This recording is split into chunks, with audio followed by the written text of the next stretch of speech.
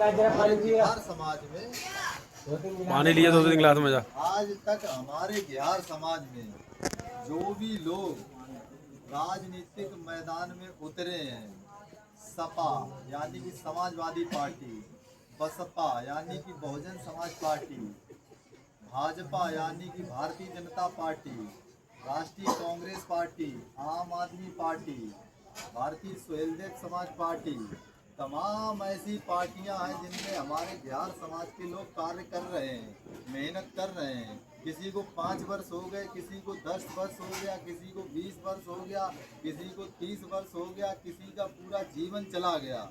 ना ही आज तक वो अपना हिस्सा मांगने का प्रस्ताव रख पाए हैं, ना ही उन्होंने अपनी ये बात कह पाई है कि हमारे समाज की लाखों करोड़ों में संख्या है कि आपने हमारे कितने विधायक बनाए हैं, और ना ही वो अपनी ये बात कह पाया है कि हमारी प्रशासन में भागीदारी कितनी है। हमारे इंजीनियर, वकील, हमारे डॉक्टर, हमारे पत्रकार, हमारे डीएम, एसडीएम, आईएएस, आईपीएस कितने बनाए हैं आपने? आपकी सरकार हमेशा हम लोग बनवाते हैं, तो आपने कितने बनाए इसका जवाब कौन देगा? क्या हम लोग सरकार का वोट नहीं, सरकार को सपोर्ट नहीं करते हैं क्या?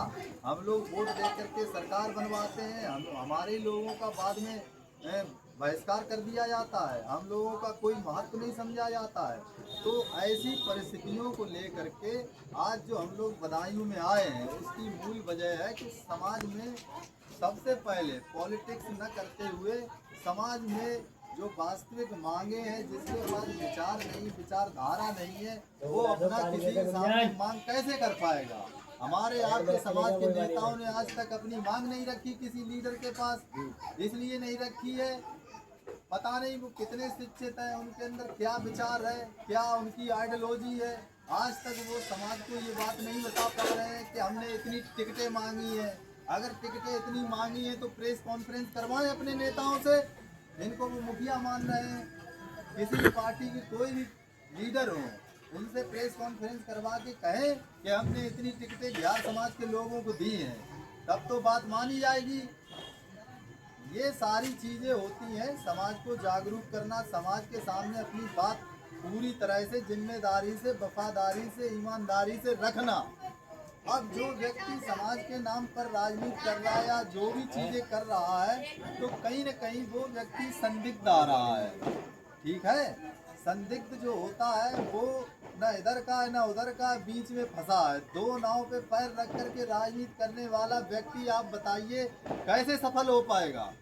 इसका कोई वजूद होता है क्या इस धरती पे?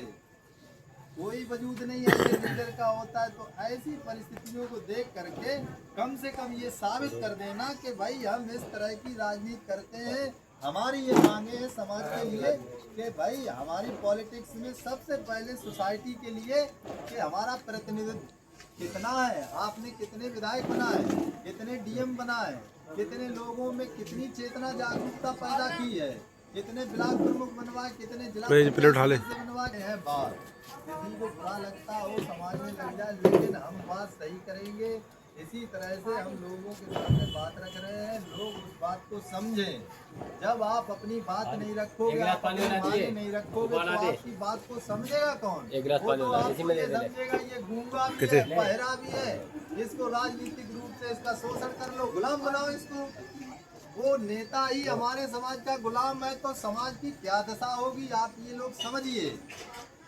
जिस समाज का नेता ही गुलाम हो, जिस पार्टी का, उस समाज के हालात क्या होंगे, आप ये बात समझिए, सोचिए, विचार करिए। उस भीड़ का, उस संख्या का क्या महत्व रह जाएगा? जिस समाज के नेता ने अपनी मांगे आज दिन तक नहीं रखी है, 50 साल 30 सालों से जो नेता, जिसको यही नहीं पता है पॉलिटिक्स होती क्या है, पॉलिटिक्स में अपना प्रस्ताव रखा जाता है, मेमोरेंडम तैयार किया जाता है, डायलॉग्स किए जाते हैं, ये सारी चीज़ें कर ही नहीं रहे। इसका मतलब है कहीं ना कहीं वो पॉलिटिक्स को या तो समझ नहीं पाए हैं, या तो वो व्यक्तिगत राजनीति कर रहे हैं अपनी चीज़ों को मजबूत बनाने के लिए।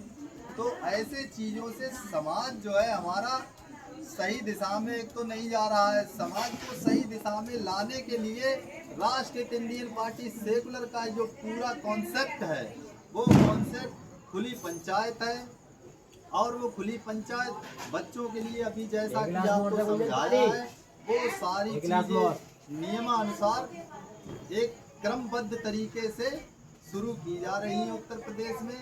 आप लोग उसका भागीदार बनिए, आप लोग उसमें भाग लीजिए, अपने बच्चों को ऐसी स्थिति में शामिल करा करके आप भी अपने बच्चों के लिए शिक्षा का दरवाजा खोलिए। और आप 10 साल 20 साल में आप देखिएगा आपके यहाँ पर कितने बच्चे नौकरी में होते हैं। मैं आपको ये जिम्मेदारी के साथ कह रहा हूँ, ये वीडियो बना रहे हैं, बनाओ, देखो, रिकॉर्डिंग कर लो, ये विश्वास के साथ कह रहा हूँ। अगर यहाँ 100 बच्चे होंगे तो उनमें 60 बच्चों की नौकरी लगेगी जा करके। हम ऐसी व्यवस्था तैयार करेंगे, हम ऐसी तालीम तैयार करेंगे, ऐसी जागरूकता तैयार करेंगे, ऐसी विचारधारा तैयार हमने की है। अब उसको चलाने के लिए हम लोगों ने उत्तर प्रदेश के ये बदायूं में आज हम लोग आए हैं, यहाँ से शुरू कर दिया इस मोहल्ले से। ये यहाँ से शुरू होकर के पूरे प्रदेश में कार्यक्रम चलेगा और ये जन जागरण कार्यक्रम है।